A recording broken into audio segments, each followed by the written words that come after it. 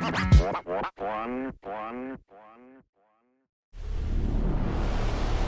you see the size of that bloody thing?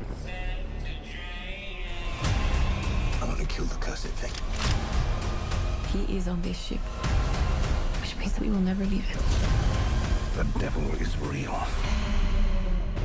May God have mercy on us all.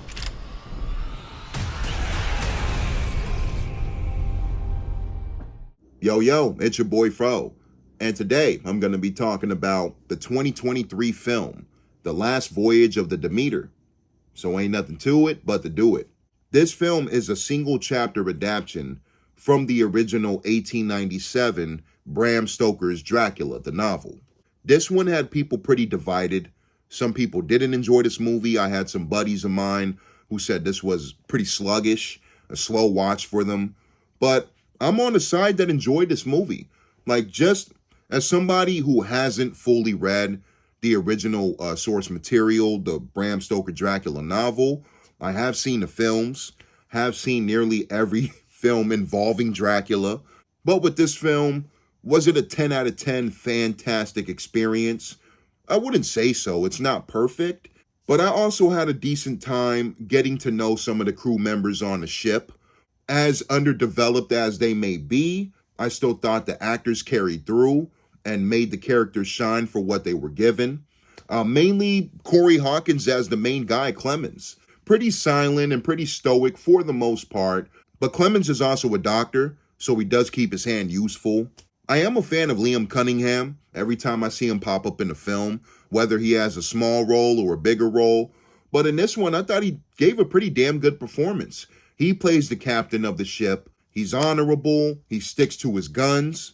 And he does start to lose his mind a bit as the movie goes along. But Liam Cunningham puts in a great performance. I'm going to butcher this actor's name, but David Dastmalchian. I like this guy. He's on the rise. The first time I saw him was in the Suicide Squad film. He was playing the Polka Dot Man, and I thought he had a fun performance in there. From what I understand, the guy's more on the comedic side, but in this film, he's very serious, brooding. He does appreciate the offer the captain gives him to become the new captain of the ship, but for the most part, no smiles, no sort of comedic energy from the guy in this role. And I thought David Dastmalchian did a really good job in this one. I'm on the lookout for this actor and what roles he wants to take. I just recently saw he wants to play a James Bond villain.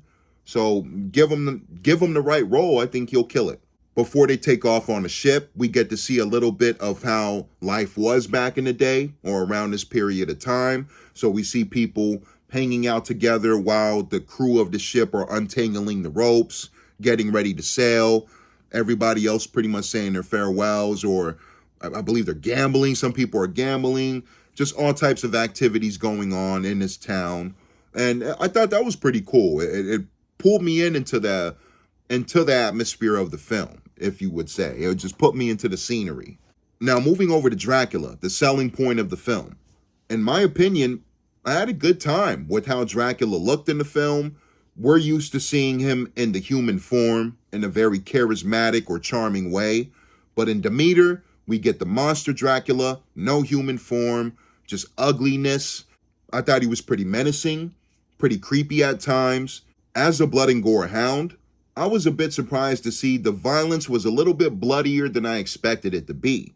I don't know why I was thinking this film was going to be more on the tame side. But there's one or two sequences in this film that are rather bloody. Well, I was like, oh shit, decent job. Now talking about the special effects on Dracula. When the CGI shows up, it is a bit wonky, and it can take me out of the movie just a bit, because I am not a CGI computer-generated creature design or blood CGI kind of guy. CGI to me works on things like Avatar, The Way of the Water, etc., like dazzling visual effects. But when you're creating a creature or you're creating blood and gore with CGI computer-generated effects, that shit always looks cheap to me. And I do wish that the team of the effects team stuck to the fucking Dracula design, the practical design. I recently saw a behind-the-scenes featurette on how they designed Javier Botet as Dracula from beginning to end. As tedious as that could be and how many hours that can amount to, that always is more worth it than seeing some cheap CGI animation or generation on the fucking screen. One thing I forgot to mention before I wrap it up, there's a lady character in the movie named Anna, and she's the one that they find under the ship looking like a corpse with bite marks all over her and shit.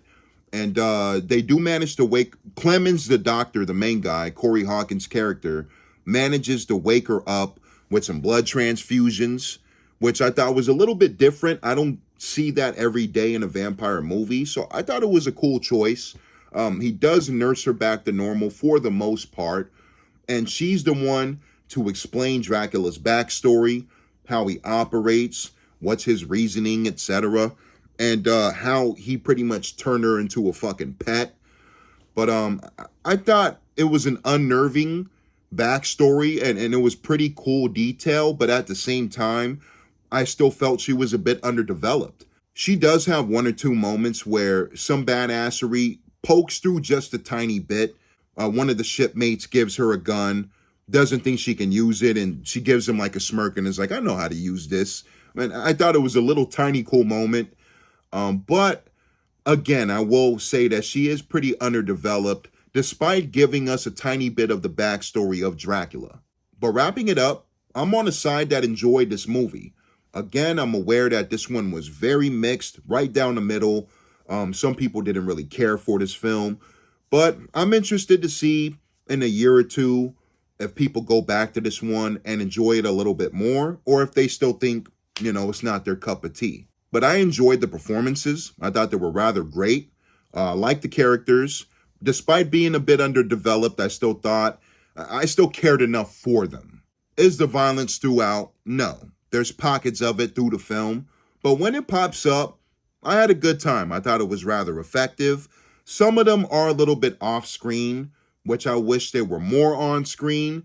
But there's one or two or three I could think of, like a fucking bite to the throat that was rather gory, that I enjoyed.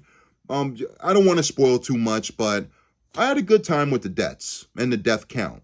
One thing I really loved was the atmosphere overall. I felt like for the most part, I was on a ship with these guys. Just a really cool look, very dark and moody. When the fog starts to creep on the ship at the nighttime shots, thought this looked very dope, really cool scenery, liked how the waters looked, liked how the ship looked.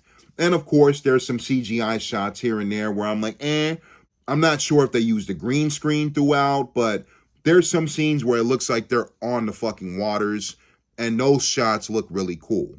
But overall, I'm going to give The Last Voyage of the Demeter a solid 8 out of 10. Again, I didn't think it was a 10 out of 10 knockout, but I still enjoyed a good chunk of the movie. Just my personal opinion. Let me know what you think. If you didn't like this movie, if you thought this movie was trash, if you did enjoy it, if you thought it was dope or it was a sleeper, let me know your thoughts, comment below, and on to the next review. Peace, y'all. Hope you enjoyed. I'm out. Fuck, words are slipping through my head right now.